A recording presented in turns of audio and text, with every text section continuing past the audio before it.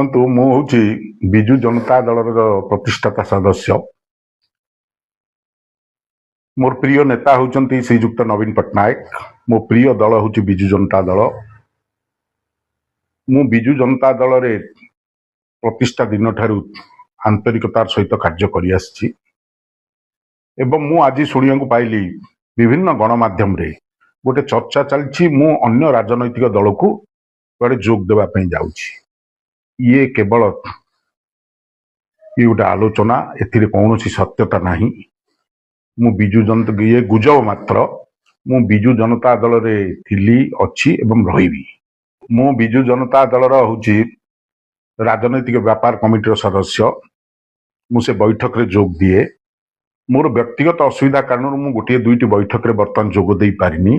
ताकू नहीं जदि चर्चा करा जीव विक्रम आरु असंतोष अछंती ये अमूलक मात्र। मु बिजु जनता दल रही मो प्रिय नेता नवीन पट्टनायक एवं मु तांको नेतृत्व रे कार्य करूची। आगामी दिन रे मध्य कार्य करबी।